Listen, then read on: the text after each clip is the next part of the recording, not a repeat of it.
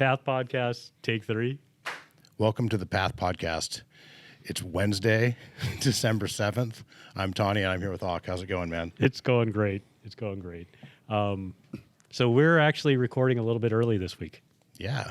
You're gonna be gone for a little while, maybe. I'm going to be, sharing a little aloha. You'll be back by the time this airs. I'll be back by the time this airs, so aloha in advance. Yeah. Shaka. You're gonna come back tan? I'm Tanny.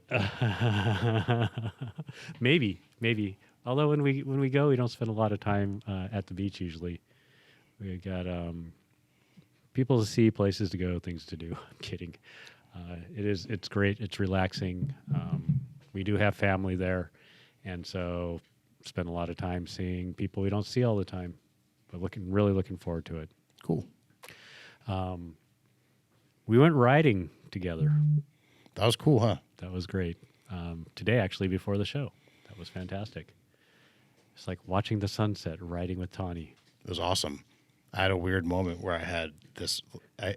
I'm riding and we're going through some kind of chattery stuff, and I'm thinking to myself, it's kind of amazing my feet are staying on the pedals, and then like moments later, I kind of pictured my foot blowing off the pedal. My left foot, I pictured my left foot blowing off the pedal, and moments later, I kind of tried to jump over like a pile of rocks and came up short, and it was like a pretty harsh landing, and I blew my left foot off the pedal and smashed my pedal on my shin. And I haven't done that in forever, which made me think like self-fulfilling prophecy or premonition, right? Right, yeah. It's a delicate dance between those Premonition. You know what? I was actually thinking that similar thought of chatter and my feet getting a little bit bounced on the pedals. Yeah. And so I thought that my thought process didn't jump to the second one of premonition of blowing my foot off the pedal. Maybe you thought what I should have thought. Instead of thinking about failure, I should have maybe thought about making the pie shape. Oh, you're right. With my feet to like create. I think it's like this. I don't know. To create pressure. Yeah. Yeah. Yeah. You know, it really is interesting riding the e-bike a lot, how my feet really don't get bounced off the pedals. It's a learned skill, that kind of to get pressure on your feet, but also weighting and unweighting, I think it is, right? That's a big one. And dropping your heels sometimes, depending on the situations in general. Yep.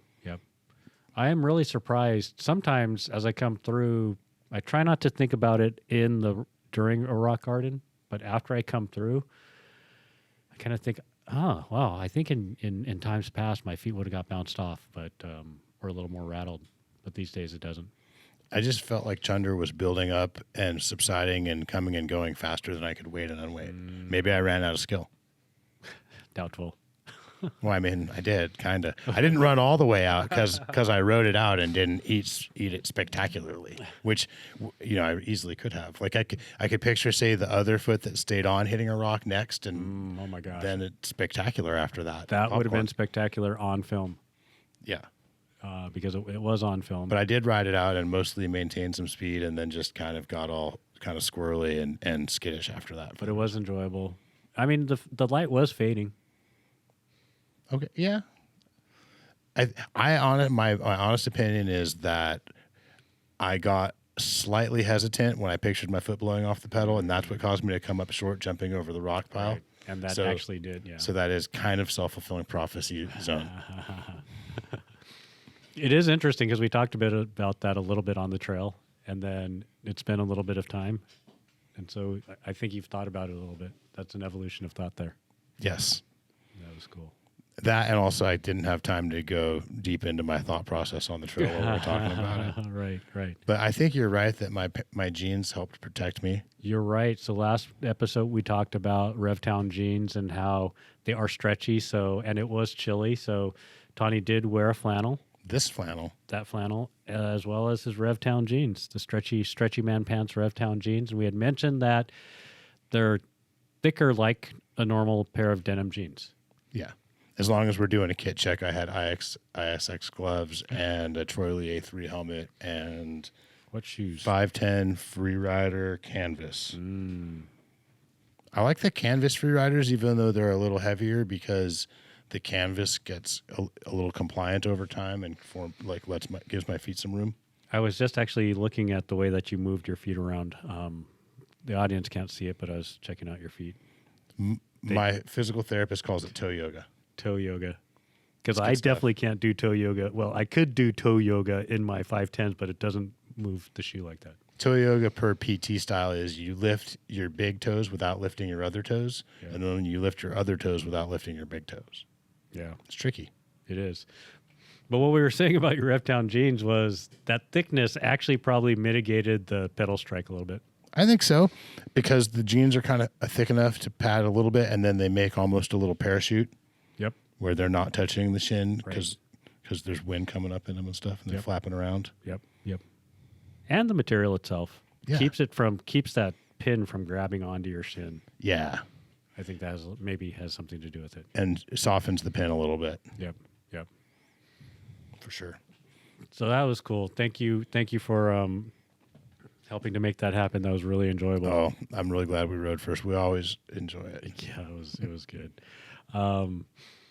Let's see. How about shop news? Okay, so Over the Hump, Winter Over the Hump is starting up. Oh, I had the dates and then I forgot to put them in my notes, but it's coming right up. If you're hearing this show, go to the Over the Hump website and check it out. It's coming right up. So that's exciting. I believe Sky Park is still open, which is kind of cool. yeah. So that's still happening. Trail conditions are really nice right now at Oaks. Yeah, they are.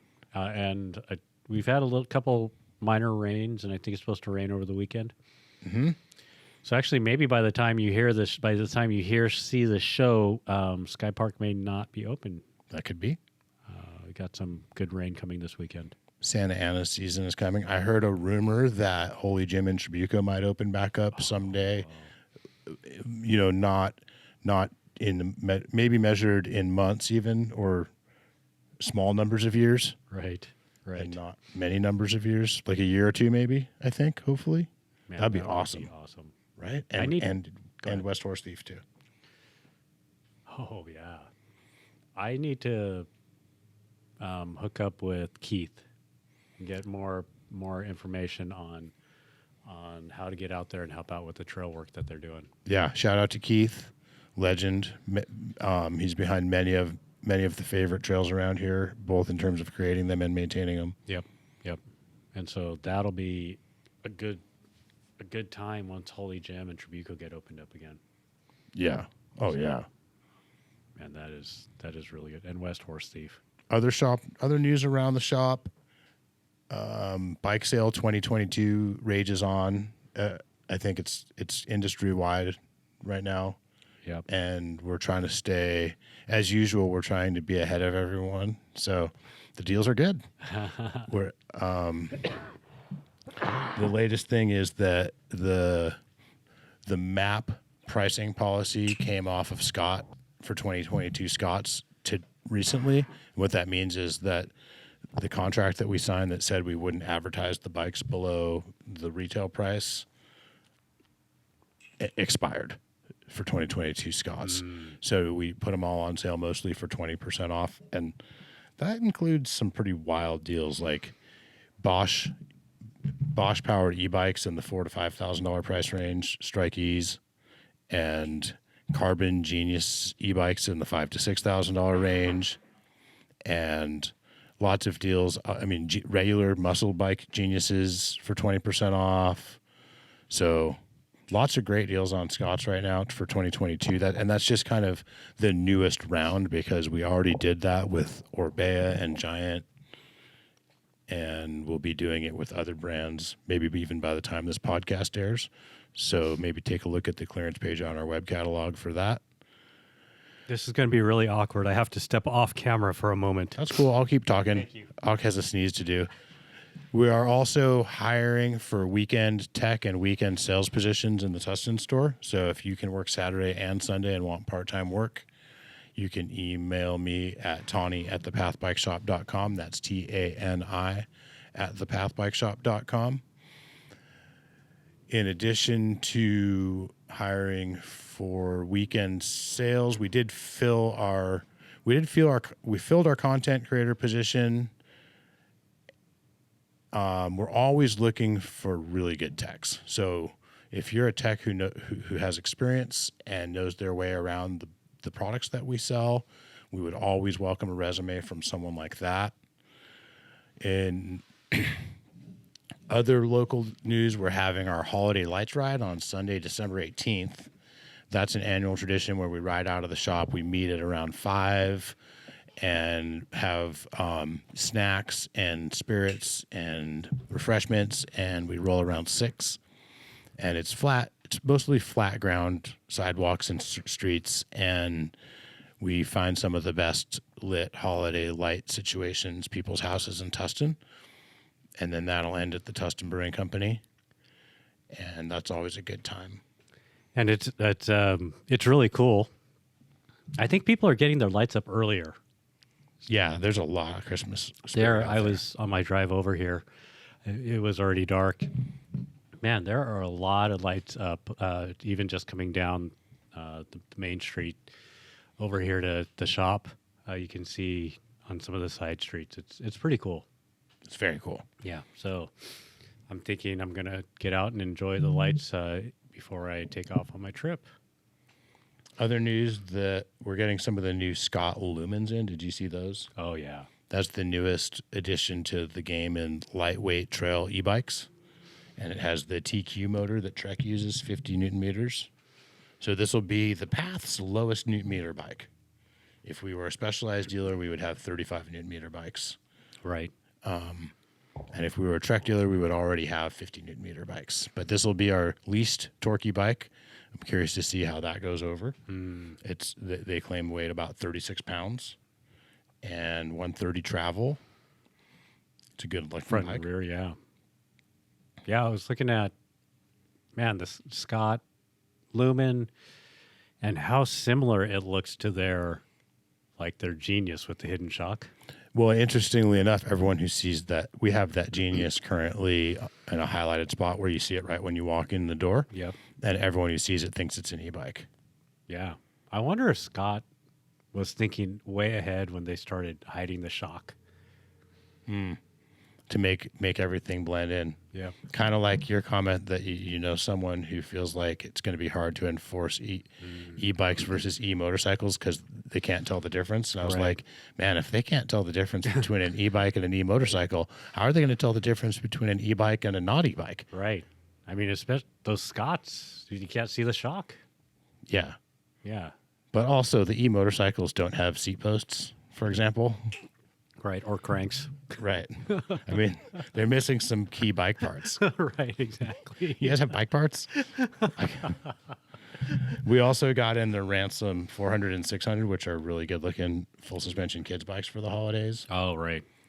And, last show I talked about some of the crazy 2021 deals, and a lot of those are gone now because they were so crazy, but we're just making more. Right. So still lots of crazy 2021s, maybe like 30 or 40 bikes, nice ones, and seriously hundreds of 2022 bikes on crazy deals. That's awesome. Yeah, and I was reading a story, and I forget which race it was, but it was one of those mega avalanche races recently, and the Kona Process X with the polarizing paint job won. Nice. Yeah. Nice. That's a good bike for that. It is. It is. I have another kind of newsy type thing, which is Jeff, who was on the show recently, on our podcast recently. Right. He was arguing with Zach, one of our managers in Main Techs, because Zach took the remote off of his Rain E and is just using the button on the top tube to scroll between the power settings. Oh, interesting. Right. And Zach is like, the remote's stupid. I don't know why anyone would want it. Yeah. It's just another thing to fail, and it's ugly, and you can break it in a crash, and all these, there's things against it.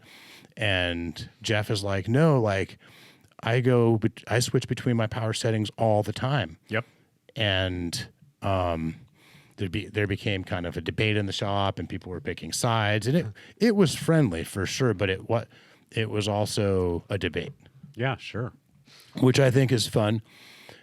And I kind of want, some people ask me what I thought, and to me, it's important to remember that our role here at the Path, is to make sure we understand why Jeff would do what Jeff does. Yep. And why Zach would do what Zach does, and to help the Zachs of the world figure out who they are and how to do it, Yep. and the Jeffs of the world figure out who they are and how to do it. So I think it's a real fun example of the options and the ways we can customize our bikes to our own needs. Right. And it's cool. It's always fun to have an identity about these things. So I'll share what my thoughts are. Is I might take my remote off, because for the most part, when I ride the bike, I'm the kind of rider who doesn't turn the lockouts on and off very much. Right. When I had a front derailleur, I usually left it in the middle chain ring. Yep. That so forth and so on. And when I'm riding an e-bike, it's usually just on full boost. So can you put the bike in walk mode? Excellent question, because it wasn't, and the reason I think that's an excellent question is because I had been noodling this around for about half a day before I came up with that question, and I don't know the answer yet. But I thought I was going to challenge Zach with that if he was here when I got here. And, I've ridden my Rainy 3 times now. I haven't put it in walk mode yet. And I was thinking we would do a video sometime on how to put that bike in walk mode, though, because I had a customer ask, before I had one, I had a customer ask me how to put that bike in walk mode. And I knew how to do it with the old remotes from Giant. And I don't know how to do And it. I didn't know how to do it with the new remote from Giant. What you do is you hold the middle button down until you get a blinky light, and then you push the top button, hold it down, and it stays in walk mode while you're pushing it down. Thank you. Yeah, I did some Googles, and there were no YouTube videos for that one, only for the old one, so maybe we'll have to make one. Yes. So hold the middle button down until you see a blinky on the LEDs on the frame. I think it was a blinky on the frame. I forget where it went blinky. You'll Okay. notice some blinkies, though. Find the blinkies and then push the up. And just hold that down as long as you want to stay in walk mode. Man, thank you. Yeah. Because if you can put the bike in walk mode just through the, without the remote. It's interesting. Yeah. Jeff pointed out that on longer rides where you get range anxiety, you do a lot more shifting around between the modes. That is true. So I guess maybe if I get into those sorts of situations, maybe that'll be the case. I mean, Although my style on that, I things. think, is boost until I have range anxiety and then eco. Yeah. That's a good point. I learned 2 new things about the Rainy today. Thank you. This is great. What was the other one again? That you can actually change the power mode from the little LED on the. I'll tell you a third. Okay. If you try to move the seat post up or down very much in the frame without taking the battery out and helping guide the housing through, Yep. you're likely to end up needing to drop part of the motor in order to fix the problem you create. Like if you disconnect the end, Yes, or if you pull disconnect the end of the. There's a couple of different ways that I think that can go wrong, where basically the guidance we're giving right now is if we're adjusting the saddle height for a test ride, drop the battery and help the dropper post housing move through there smoothly and with the movement Right. of the seat post. That's a good. Because it's a pretty time consuming process to Drop. you don't have to drop the whole motor, and therefore you don't have to disconnect everything, but you have to remove 2 of the mounts and let it swing down. Right. So Thank you. That's You're 3 welcome. Things. Yeah, this is great. I'm glad mine is fully hilted already. Hopefully, the person was removed the battery and helped guide So the yeah, cable. we had a customer here to pick up their brand new bike, and I'm all psyched to help. I'm like, I have one of these too, and I'm helping them move the seat around. I'm like, oh no, I did that thing where I thought I was getting enough housing to move through with it, and I didn't, and I disconnected it. And I was like, Zach, can you help me out? Zach starts working on it, and next thing you know, he's pulling out this like stripped sheath of housing And next thing you know, he's like, I think I'm going to have to partially drop the motor to get it back through. Oh, And, no. yeah. And the customer was really cool. They're like, oh, I'll be back in an hour or two. Yeah. So that worked out. Oh, man. Well, yeah. Good lessons learned. Lessons learned. Lessons learned. I might try. So how would one go about removing the remote on your? Where does it Where does the wire disconnect from the? I haven't dug into this at all yet. Okay, well, But I think it's pretty plug and play. yeah. I mean, I know oftentimes it's plug and play from the remote side, but I wonder if it's plug and play from the battery side too. I think so. Yeah. Oh, that's awesome. So, man, so there's a lot of Orbea stuff coming out right now. So, like we talked about Orbea a whole show with Jeff, and thanks again, Jeff. That was a great show.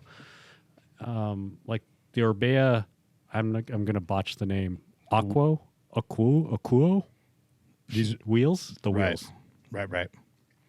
I haven't done my homework on those yet, but knowing Orbea, I'm excited about what I know. Yeah. So, those are coming out, and I probably don't know. I do not know when we would receive them here or when they're actually being released into the wild. Those are some nice numbers, though. 1,350 grams. Yeah. 30 millimeter. Yeah, internal. that's a 1,350 gram on a 30 millimeter internal rim. For 29. For 29ers, yeah. And I have some of the reserve 28 SLs, and those are 28 internal measurement, and they're 1,350.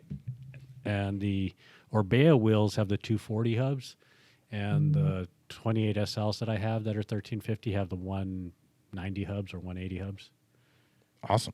So, yeah, Orbea. That'll be excited on that one.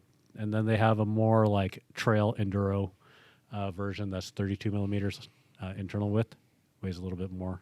I didn't write down the weights because I guess if you're writing those, maybe weight isn't exactly totally the most important thing. What about the Orbea Rise? So they just launched the new Wild, and now they're announcing that they've modified the Rise. And mainly, I think the main change is the battery. Yep. And now you can either go with a bigger battery or a lighter battery, right? Right, and they're both compatible.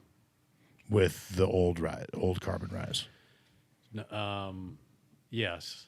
And the new carbon Rise. Yes. So on the new carbon Rise, you can ride both the smaller battery or the larger battery. I think it's like a 350 or a 500.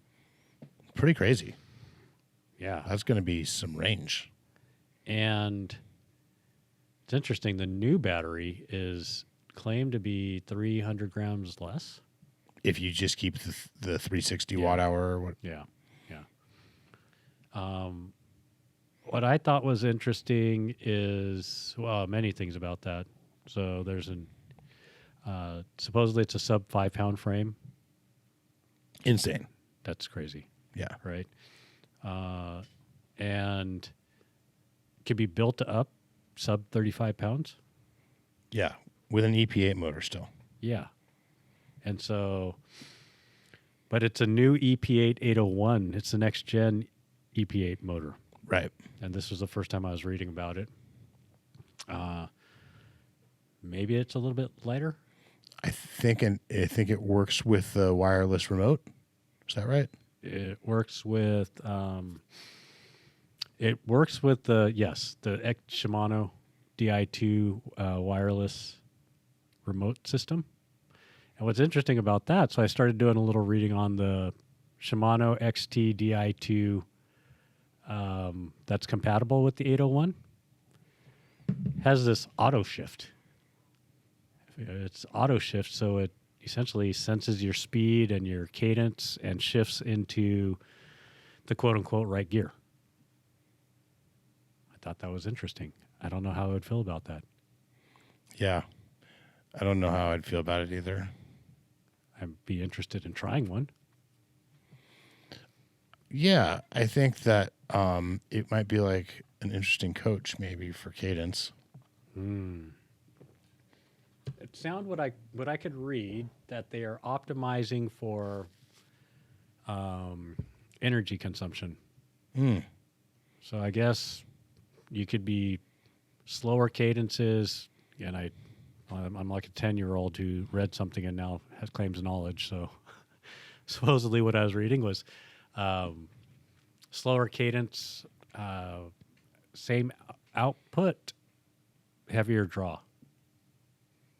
Slower cadence, same output, heavier draw. Yeah, on the Heavier battery, draw? bigger draw on the motor.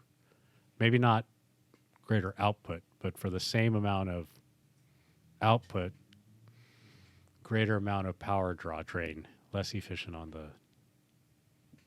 power. Why would they want to do that? No, this is what auto shift does. It keeps you from, it optimizes your cadence. Stops you from doing low Yes. cadence that I Yes. see. So that's interesting. It also, this free shift where you can shift without pedaling. So you shift and then the motor engages and moves the chain and it shifts the gears without you pedaling. Oh, that's really interesting. Yeah, that'll be, maybe we should get Kemp on the show. Yeah, I don't know how much. I mean, he can probably, if it's all been in the media, he can talk about it. Although, I mean, he's very technical. He would definitely be able to tell us what's going on with that stuff. That'd be interesting. I was reading this on Flow mountain bike. Oh, last show, what were we talking about? Oh, the article. I mistakenly said that it was Pink Bike, where I was reading the article, and I think I mistakenly. you said it was mistakenly. Pink Bike. I don't know. So the show mistakenly stated that it was a Pink Bike article. It was a Flow article. Well, I haven't been checking Flow out really. What is it? It's I think it's, I don't know the country of origin, Australia maybe, Australian. I don't know if they have an actual print magazine, but they definitely have some. It's another media mountain bike outlet in Australia. I like what they have to say. They got some good articles. Kind of like trail enduro focused. Yeah, I think so. From what I've read, I mean, that's what I was reading up on Flight Valve and Live Attendant. Good one. So the new Rise, 35 pounds. Probably with a Fox 34, but Yep. so Fox that 34 carbon. more or less it lost about a pound overall. It sounds like Yeah, I think so. between the battery and the frame, which is pretty cool. Yeah. So you're going to have potentially two bikes in the shop running right in that 35 to 36. 3 Shuttle SL, Oh, Shuttle Rise, SL. and Lumen. The Shuttle SL. Yeah. Jesse from the workshop just mulleted his Shuttle SL, and he came in all giddy and happy, and he finally got his software issues worked out on that. Wow. Yeah. Man. So that's the other thing. If some of the Shuttle SLs have kind of a quirk or a bug in the software, Got it. and most of them can be fixed with a basic software patch that we're equipped to do at the shop. So if anyone has one of those, they can come by. Yep. Some of the Jesse's needed more than the patch. So if you also have had the patch and need Still to go not further, Yeah. we can probably help you with that too. Got it. Speaking of software patches and help with e-bikes, I have a giant Fast Road EX Pro E Plus. Kind of like a that. commuter towny style e-bike, 28 mile an hour in theory. Yep, 28 mile an hour in theory. And my Garmin would say that I was going 24 miles an hour, and the speedometer said it was going 28 miles an hour. So admittedly, I did put slightly smaller tires on, so might help explain that.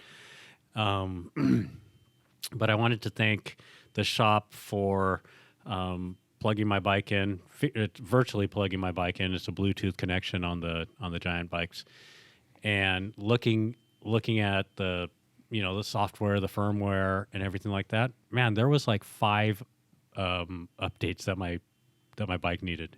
Wow. So, yeah, and I guess long and short, I got a text message saying that, hey, the good news, bad news is you can't adjust the tire diameter, the wheel diameter. But the good news is that it looks like updating the firmware and all the software updates actually fixed the discrepancy in the speedometer. Sweet. So your Garmin says you're going 28 now? Well, I have to test it, but Zach said in the text message that they tested it a couple different ways. Cool. So all that to say, support. If you ever need help with your bike because of some software glitch, or even just general upgrades, bring your bike in. Probably best to schedule it before you drop it off. And the shop has all the software software and hardware to connect your bike and update it. Since you mentioned it, I think it's good to, from time to time, let people know how scheduling the service works, because it's one of those frequently asked questions and frequent kind of forms of confusion from people sometimes, which basically the way it works is if we can schedule you a day for service without you dropping your equipment off, and we prefer to do it that way. We don't want to sit on your equipment until we work on it. Yeah.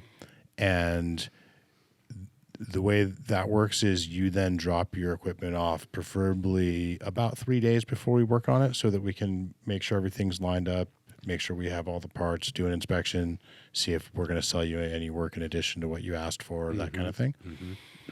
And then we'll work on it on the day that it's scheduled for and usually finish it on that day. So we call it an appointment, but I think it's really more of your scheduling. You're getting a service slot on a day. Right. And sometimes we will firm that up into a little more of an appointment if someone's driving a long way and needs to wait for their bike or something. Sure. But for the most part, the way it works is we're just committing to get it done on the day of the appointment. Got it. So I like what you had to say about the saving a service slot but bringing your bike in a few days in advance. Right. So that definitely really helps to avoid the expectation of, well, you said you're going to work on my bike, and you're like, but yeah, we started looking at it. We don't have this, that, or the other thing, or it needed this additional service. Right.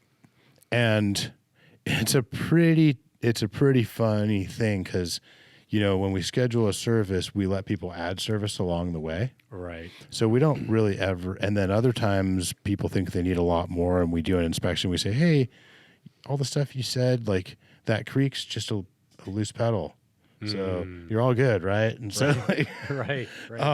So I would say that sometimes it's difficult for us to really predict our workflow. And by bringing the bike in a few days ahead of time, you help us solidify what our workflow is looking like as the day gets closer. Great. And again, get prepared with the right parts and stuff too. Awesome.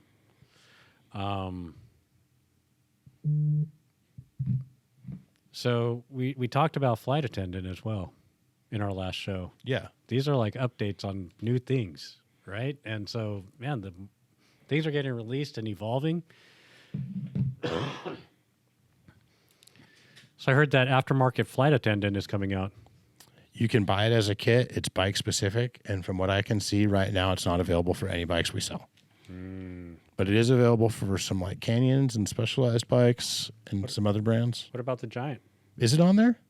Well, I mean, I know you can buy a Giant bike with it on there, but I don't think it's available aftermarket for Giant as a kit. Well, because I was looking at the available forks and shocks, and the fork and shock, I think, is the same combination that's on the Giant that I have. Okay. So I have my Giant Trans SE, the 2023, came with the flight attendant, and it's got the RockShox Ultimate rear shock with flight attendant on it, with the Lyric Ultimate with flight attendant on it, and it looks like that's one of the 3 versions that they're releasing. Right, but it's bought Right. as a fork and rear shock kit for a specific bike, That is true. and maybe there's a kit for another bike that would also work on that bike. I don't know. Right. But when I looked at just the list of bikes that they Got have it. kits for, Got it. I don't think I saw that on there. That might be true. And can I say this too? If you're interested in finding a flight attendant equipped bike, that giant Trance is a smoking deal. It's not cheap. Don't get me wrong, not cheap. It's $8,500 retail. The Trance is it SE, I think. It's the Trance SE. Yeah. It's kind of like the Trance X. And so, but at $8,500, if you look at the list of other bikes that are flight attendant equipped, they're northward of 11 grand. And this bike has nice carbon rims with probably Star Ratchet hubs. Yep. And yeah, GX. I believe it's actually GX Axis Yeah. equipped, which is smoking. I mean, Works great. holy moly, works great. Yeah. So, anyways, that's pretty cool. The other hot new bike is the new Rain. Oh my goodness, I was looking at so good. and so versatile. And the top tube flows right down into the seat tube like we Yeah. like. Versatile. Yeah, 62 and 3/4 degree head angle. It's a trail bike. yeah, exactly. It's a 160 rear. I think 160 rear and anything on the front that you want to put on it, Yeah. all the way up to a 40. I Well, kind of want that bike. Oh my gosh, yeah, They right. have the SX version with a Fox 40 on it. I think it has a little longer travel on the rear in that version too. Do you know it's probably just a longer stroke shock? Maybe, yeah. Oh man, that is 62.75 with the 40. Yeah, that'd be an ultimate Fontana race bike. Yeah. It's kind of reminds me of our Iron Horse 7 point That's right. or our Iron Horse 6 point That whatever is so true. with the totem on it. Yeah. It's practically a DW link. Yep. And the totem.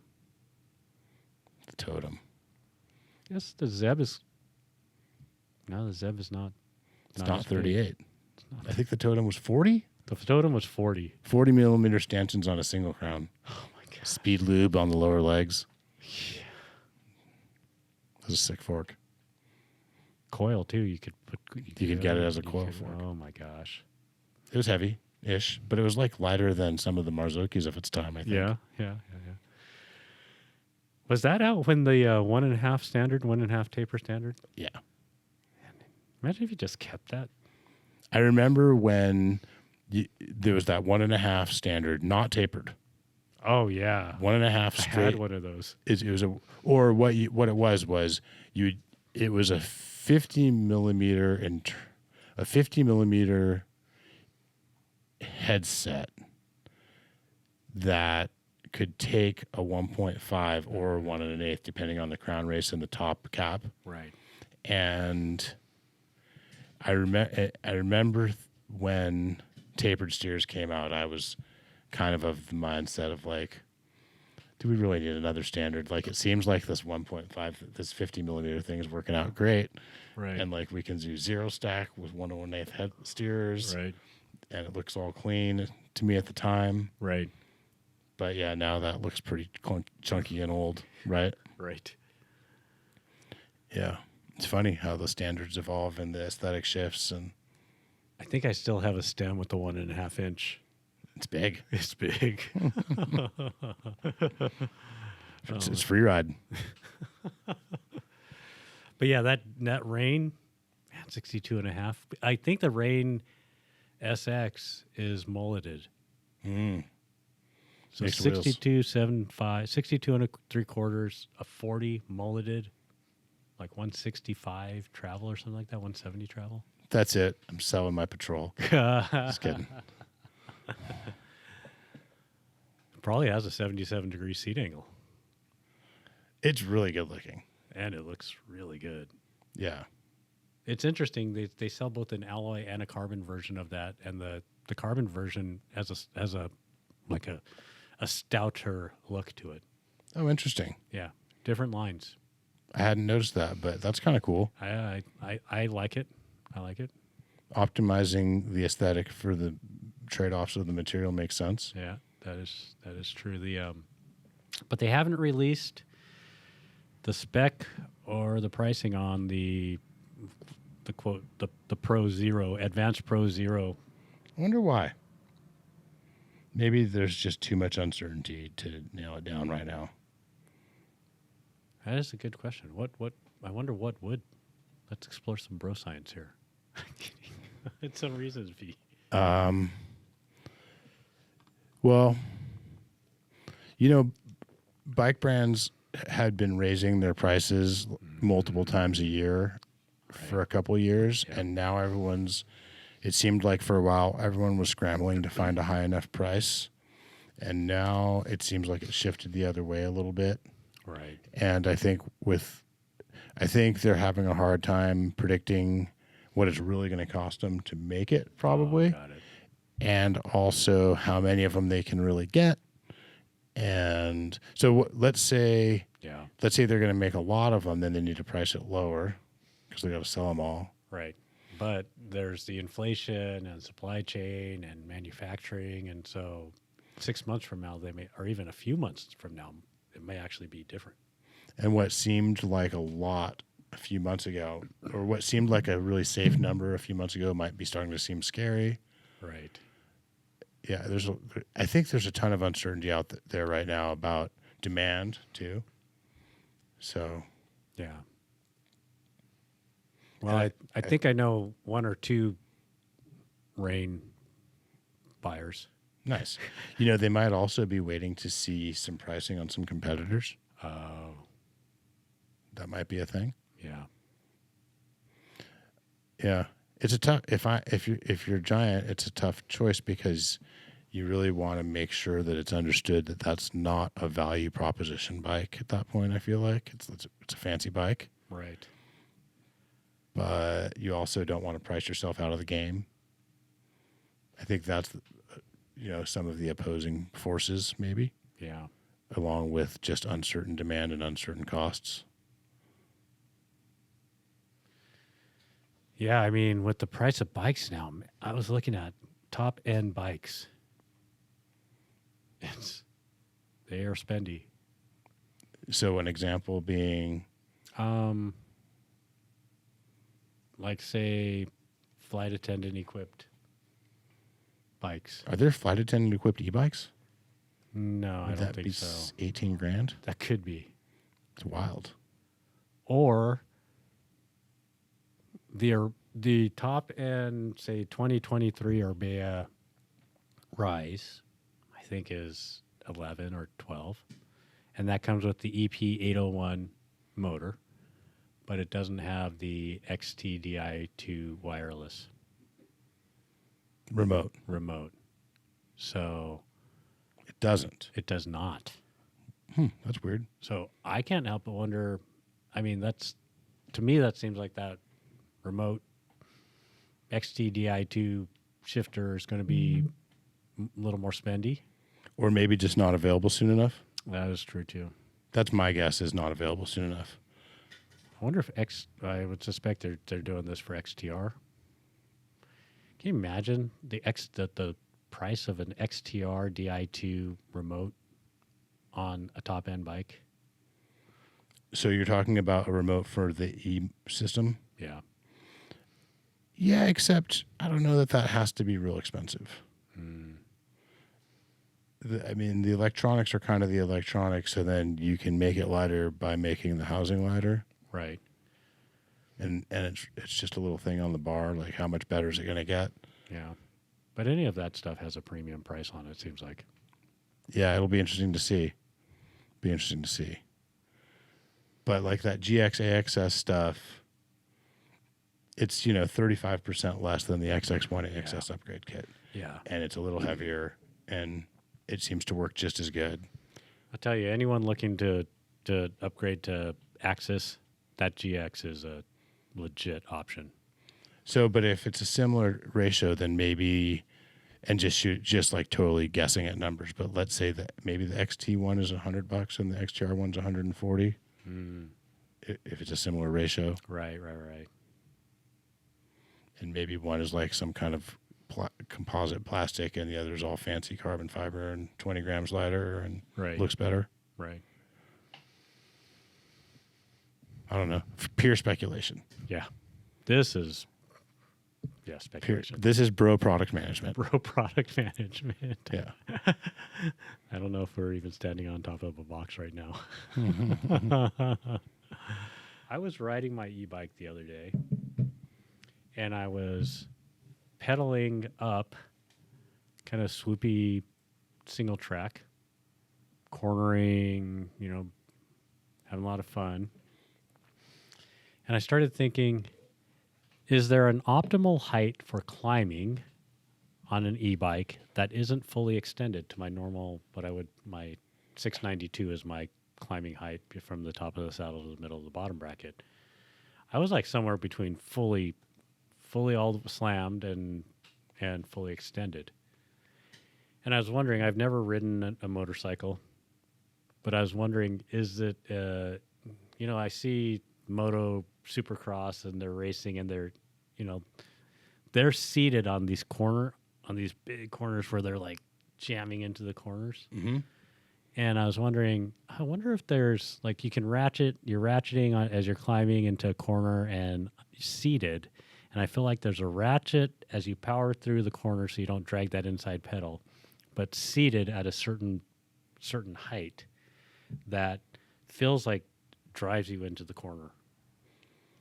Yeah, maybe. And also that gets you at a height where you can maybe pick your front wheel up better to swing it around through the end of the corner. Right.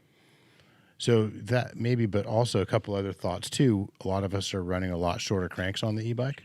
Mm-hmm. So that can play a couple of ways. With the shorter cranks, you can raise the saddle higher if you want. True. But also, it's less important that you do so. And the reason is, a big part of the reason why there's a few things going into why we run the saddle heights that we run. Right.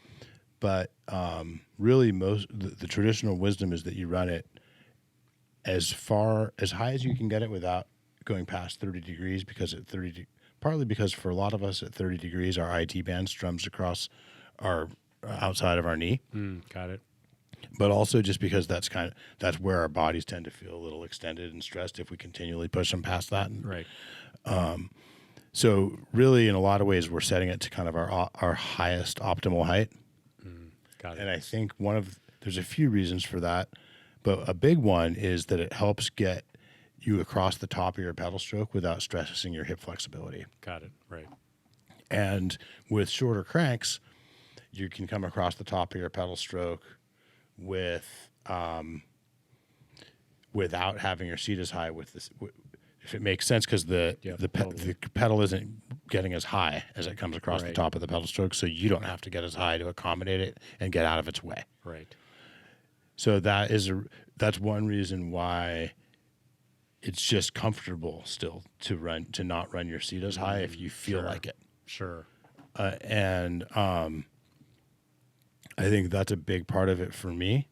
I think that also that kind of short crank, high cadence pedaling, it's just kind of nice, maybe sometimes a little lower. Yep. And also, I think that when you're not trying to generate quite as much torque or power with the pedals, I don't think it's as important that you get that hard extension. Sure. That big extension. Right. That big kind of thrusting motion. Which again goes, so yeah. Do you think there's anything, what about being able to, as you're seated, cornering, climbing, being able to rock your hips forward on the saddle to like provide a little bit of like, someone had mentioned to me that they, in moto, like as they're seated coming into the corner, you're kind of like jamming your. So I think what you're talking about is when you slide forward on the seat or even ride the gas tank. Yep. And a lot of that is to weight the front wheel in the turn and to make the rear wheel light so it swings around. Right. And to that point, running the seat lower brings the seat forward, which is like getting up towards the tank on the motorcycle. Yeah. And if you slide forward on the seat a little, that adds to that a little, right? Right. So it is interesting. I like all the more to say climbing on an e-bike is pretty amazing. I love the little gauntlet climbs that are really almost impossible on a not e-bike and still tricky on an e-bike on the e-bike. Mm-hmm. Those are really fun for me, and it brings back. I don't know if you, I mean I know you remember when a big part of our rides were, did you dab on that climb? All right. It kind of brings that back for me a little bit. Yeah. It- And there's certain climbs, like I saw you do one climb today, that I don't think I had ever even thought about climbing it on a push bike. It's doable, but tricky and power, and you need power and balance. Yeah. Yeah, and that yeah, we did a couple of those. You did a couple of those climbs. I did one of them following you, and I was like, man, that is part of what makes climbing those gauntlet climbs. I like it. Yeah, tricky climbs that are so steep you kind of almost can't do it, and they're technical and weird, and yeah, those are fun. Yeah, totally. As well as climbing through bermed single track, Right. long bermed single track climbs. Those are almost as fun as descending. Yeah, So yeah, it's enjoyable. it is. It's enjoyable setting up turns and dodging rocks on climbs, as long as you do it with care and caution and pay respect to everyone else on the trail. I think the care and respect to everyone else on the trail for sure. We did pull over on the climbs for someone who was coming down the hill today, and they commented to us, "You're coming up this?" Right. And you know, there's that thing where like the e-bikers go up the wrong trails, and in our defense, historically, there's a little gnarlier, better downhill next to the trail we're going up, and we always have gone up this trail to go ride that trail. Yep. Since many decades before anyone was on e-bikes. Right. But I think he softened to us when we got out of the way and yielded to him and let him enjoy his descent. Yep. Yep. So that was cool.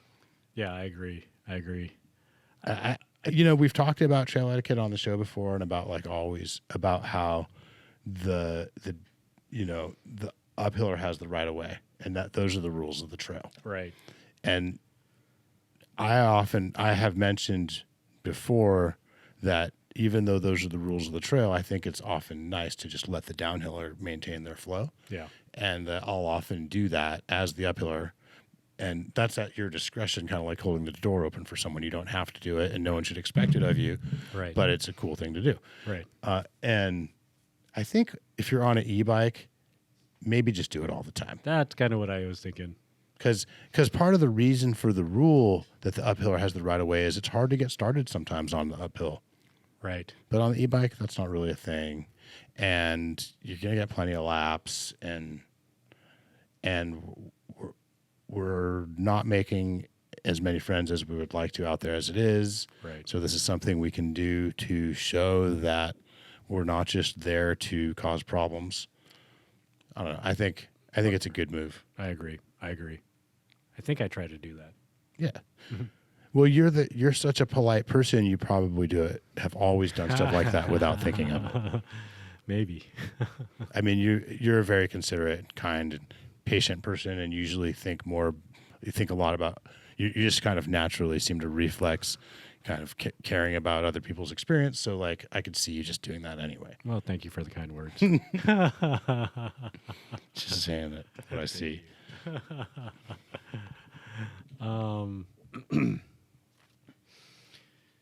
So, handy dandy life hack, maybe not life hack, reminders. So last show talked about getting, I got a new set of handlebars, the 1-ups. They're kind of like, how do you say? Ovalized To absorb vibration. Really enjoying them. Yep. Smooth out the ride. Really convinced that they're working. Yeah. This is not your first time with those, is it? This is my first Wait, rodeo. with really? them. Yeah. This is your first time riding 1-up bars? Yeah. Wow. Do you even listen to what I say? No. Just kidding. Exactly. No, only sometimes. I guess I didn't listen when you said get Kush Core. Till now. Right. So anyways, I had ridden them once or twice before last show. I've ridden them 2 or 3 more times since then. And so I cut them down last night and just kind of reminded about 790? I know. I cut them 780? down 760. Yeah, exactly. You're You're fooling with me. Right, exactly. You knew. 760. I like it. I like the 760. And I remember when that was wide, yeah, and now it's really narrow. except kind of like that seems to be also the trendy width. 760. It seems to be kind of the width that people are into right now. Months ago, before this became a, maybe started trending, or maybe at the very start of this trend, Luke, who's owner of Rigged Supply, he cut his down to 750. He's such a shred signaler. He is. I mean, did he ever have 820s? Probably. Extenders. Full factory. But anyways, yeah, 760. Cut them down to 760. How do you cut your carbon bars down? What's your technique? You wrap the area that you're going to cut with electrical tape. Yep. And then you cut through the tape so that the tape is reinforcing the fibers around the cut. Yep. And you use a really, really fine-toothed blade. Do you ever use a carbon blade? A carbon meant a hacksaw blade meant to cut carbon. I'm not sure if I have or haven't. I just make sure it's one of the Finer finest. teeth. Yeah. Yeah. Highest tooth count. I mean, I haven't been the one purchasing our blades for the shop in a long time. Right. So for all I know, last time I cut a carbon bar was one that's meant for carbon. Yeah. I do the same, take the same approach.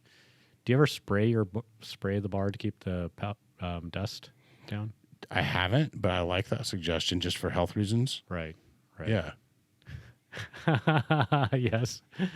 Maybe the shop is doing that in the back already. Probably, hopefully. Yeah. Hope the crew's healthy.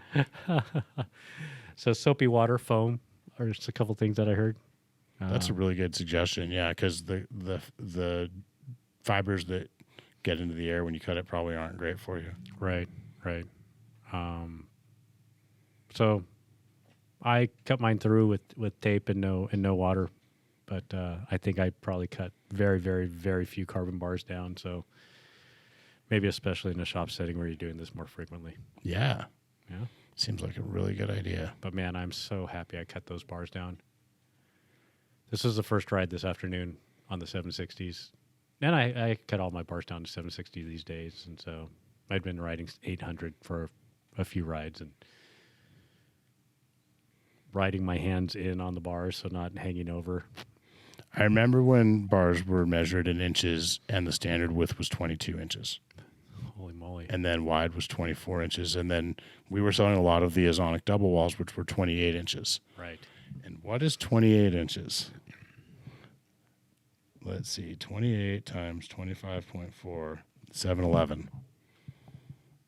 So we thought that was really wide, and we would sell them to single speeders and tell them how they were going to get more leverage for climbing. And Can't be. I mean, I know it is, but that is... pretty wild, right? Oh, my gosh. So we went from in 1998, when I opened the shop, I think I had wide bars on my bike, and they were 23. And some people's like brake levers practically touched in the middle. Some people would cut down 22s, right? Yeah. And over the years, as bars got wider, I went up and up and up, and I got to 760, I got to 780, I got to 800. I even tried 820s on a downhill bike for a minute, and I didn't like it.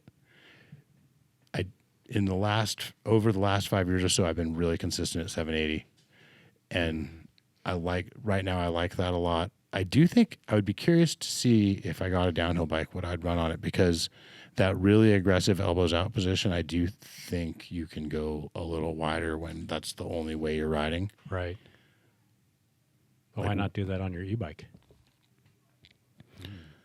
I don't think, well, for one thing, I can never run my bars that low on a bike. I actually have to pedal.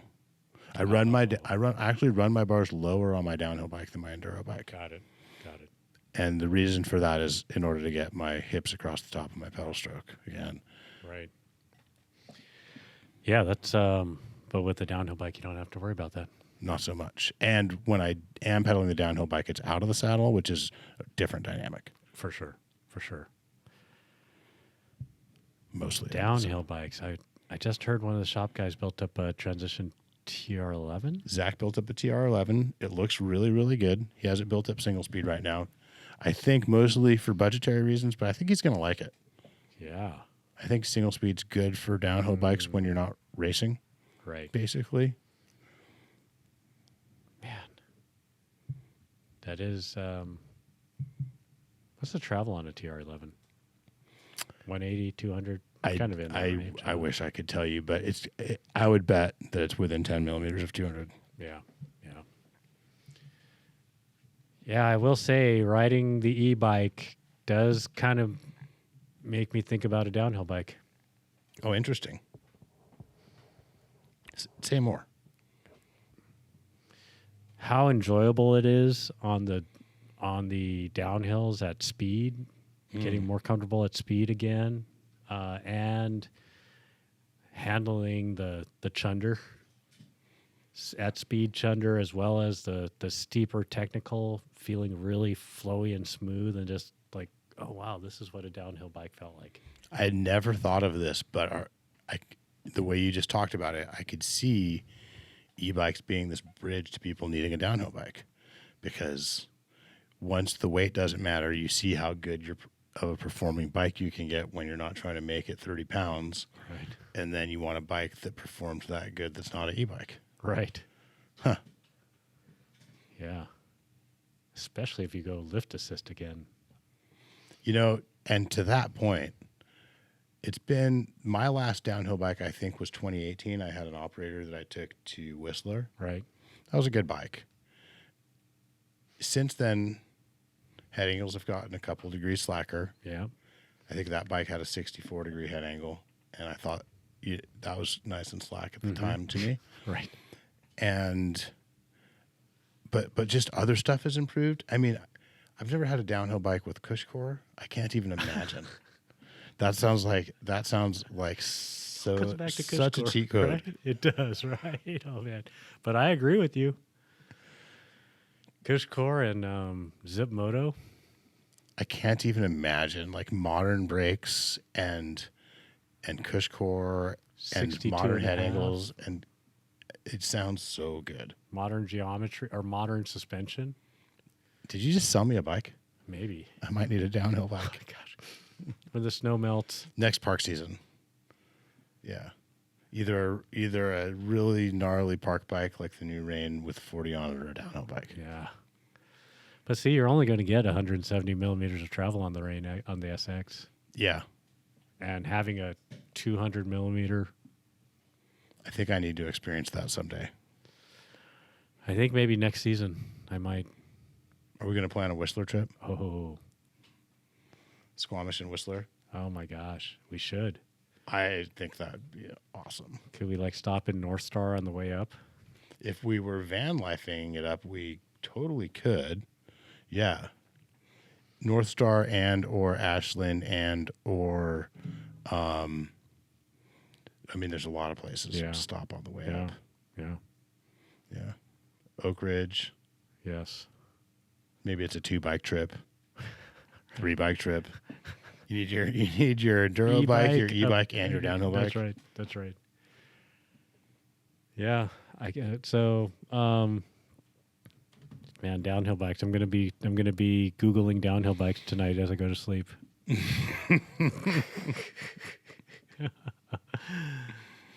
Yeah, what if there's a resurgence of downhill bikes? I hope so. I love downhill. As driven by e-bikes. It's a really interesting idea. I'll tell you, it makes me really think about wanting to get back on one. It's a trend. That's it. It's going to be a trend. It's gonna be a I'm trend. going to order some downhill bikes for the shop. The 760 handlebars. Huh. I wonder if what the World Cup downhillers are running for bar with. I bet they're not on board with the 760 stuff. Oh my gosh, overall. I'm gonna check that. That would be interesting to find out. Maybe Yeah. we'll follow up on the next show on that. Yeah, totally.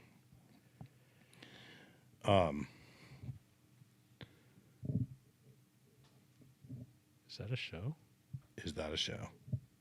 It could be a show. I have one more thing. All right, let's go. So today when I was getting ready for the ride, I put my shoes on and they were full like dirt and pebbles. from my last ride. You know how much that made me smile? Oh man. Just, Yeah, go. and I didn't crash because you can get a lot of dirt in your shoes in a crash. Right. But just from how much dirt was being flung around on the ride. That is too funny you say that because I had that same thing this morning. Really? Yes. I put my shoes on because I was trying to get out of the house and I'm like, oh my gosh, there's all kinds of dirt and pebbles in my shoes. Yeah. And I just left them on because I was in a rush. I didn't ride this morning. And so then this afternoon when I was getting ready, I hadn't shaken my shoes out. And same thing happened. It's the little things. I agree. Yeah. I think that's a show. That's great. Thanks, Jake. Thanks, Auk. Thanks to our listeners and our vendors and the staff at the shop, all of our coworkers. Let's all remember to love the bike we ride.